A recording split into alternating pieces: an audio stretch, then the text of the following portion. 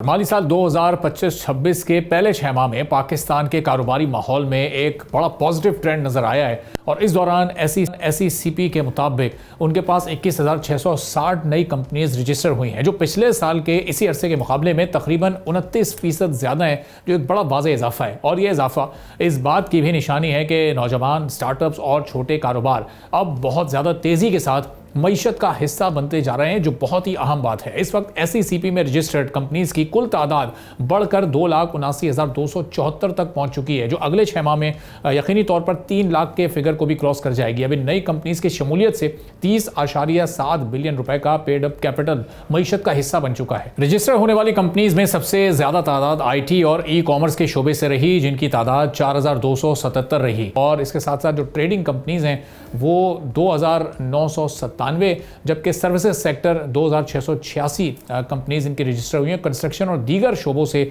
2,031 companies की registration हुई है।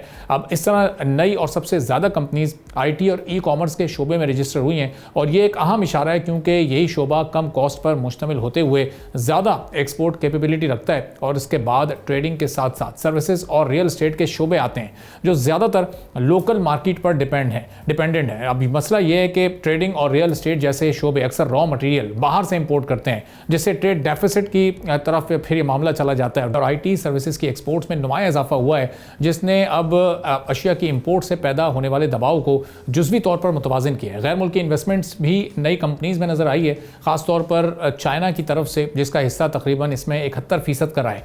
अब SECP के मुताबिक पिछले 6 माह के दौरान 524 गैर मुल्की कंपनीज रजिस्टर हुई हैं, जिससे 1.26 बिलियन रुपए की FDI मईशत का हिस्सा बनी है। लेकिन ओवरऑल गैर मुल्की इन्वेस्टमेंट अब भी काफ़ी कम है और बड़े पैमाने पर इंडस्ट्रियल एक्सपोर्ट्स के लिए नाकाफ़ी है।